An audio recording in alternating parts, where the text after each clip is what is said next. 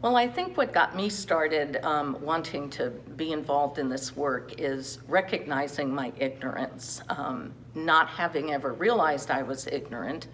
Uh, there were always national things that I was well aware of. We were in Mother Emanuel Baptist Church a couple of months after that horrific shooting.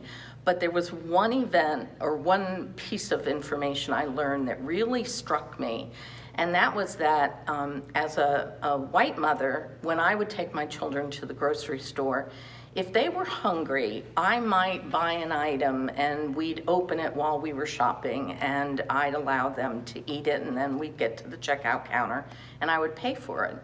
No big deal. It was never questioned. And then I learned that a mother of color can never do that. She has to teach her children that packages remain unopened until you pay for them and leave the store. And that really hit me like a ton of bricks in thinking, how many other things do people of color go through that I'm completely unaware of because of the color of my skin? And so I chose to get involved because I figure I have a lot of learning to do, and part of that is uncovering my own biases where they are and working to overcome them. So that's why I found this to be a really powerful experience.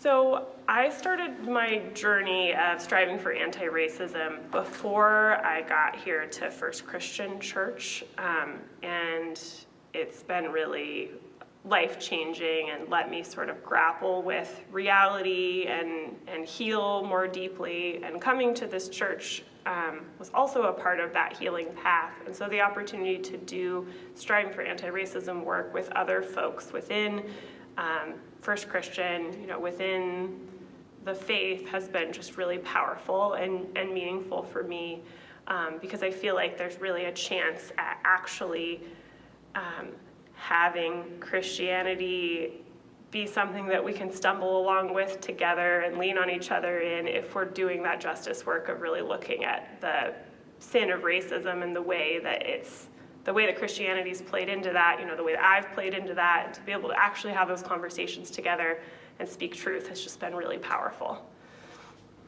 What I have learned and begin to internalize is that it's not enough to be a nice person and try not to do damage. So I'm embracing anti-racism as my next step. To be anti-racist is to learn and to accept the real and difficult history of race in our country and to see the systems that deny the same benefits to Black folks that I have enjoyed all my life. I have to accept that as a white person, I have benefited from this system. If I'm to be anti-racist, I must act.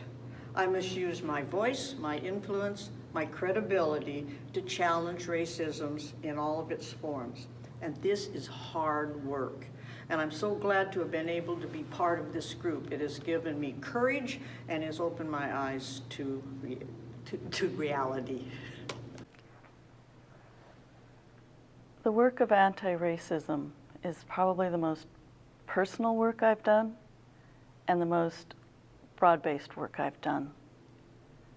When faced with the term systemic white supremacy, is there understanding or agreement? Or do we start thinking about all the immigrants who've had it hard, like in the Holocaust or the potato famine, or maybe more recently in Guatemala and El Salvador? So yeah, everyone has had challenges. So why are Blacks so special? But here's another question. Would you right now want to be Black in America? Would you want your children to be Black or brown if they had a choice? This work requires a lifelong dedication, work I hope all of us will do with confidence and compassion, find ways to address systemic racism where we find it, in all its overt and subtle expressions, in our church, in our families, and most of all in ourselves. This work is God's work. This is something I feel profoundly called to. And I hope that you all can join me in that. So the first question is, why do I do anti-racism work? And I think a part of that is pretty obvious, right? In the sense that the work directly impacts me. It also impacts members of my family and people who I care about. As a member of my community, whether we're talking about the community in Albany, the community just in Corvallis, whether it's local or if it's regional, I stand out as a Black person. And there's so many assumptions that are made because of the color of my skin. And so by participating in this work, I am addressing a problem that directly affects me. And then even just beyond me, I firmly believe that this is what we are called to do as followers of Jesus. Jesus said, love your neighbors.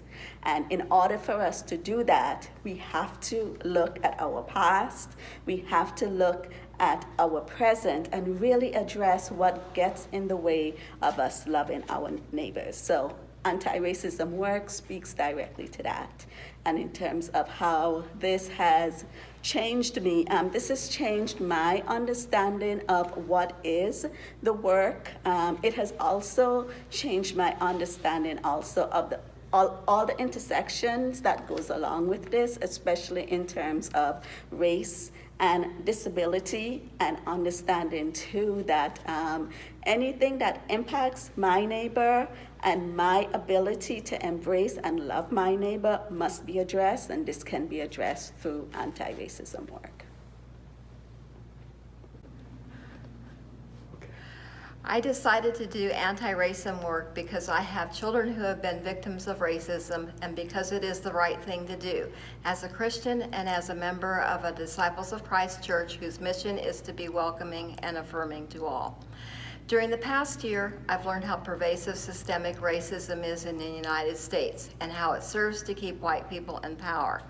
I've learned how people of color are treated as less than white people, or often even as less than human. Not just historically, but right here, right now. I've learned that the slogan, Black Lives Matter, does not mean other lives don't matter. I've learned it is not enough to just be a good person who would not intentionally commit a racist act or to just be anti-racist in my beliefs. I have become motivated to be an ally to people of color, which means I must actively oppose racism any way I can, with my votes, with my financial support, by participating in anti-racist protests, and by speaking up even when it makes me uncomfortable.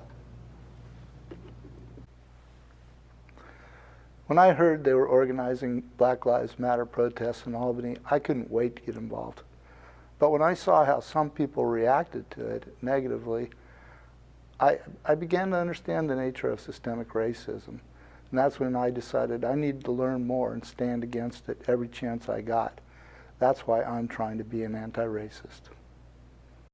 I needed to learn just how my white female privilege, unintentional complicity, has led to the perpetuation of systemic racism.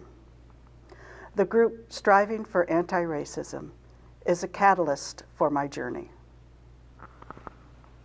Amen.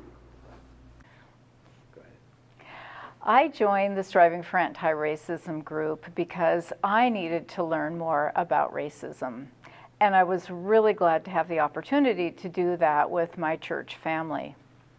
I did learn a lot about racism and the systems that have been developed over many years to deliberately disadvantage Black Americans. I don't feel personally responsible or guilty for what's happened in the past, but moving forward, I do have a responsibility to use my privilege and speak up and be an ally for those who are disadvantaged by the very same systems that have allowed my family to prosper.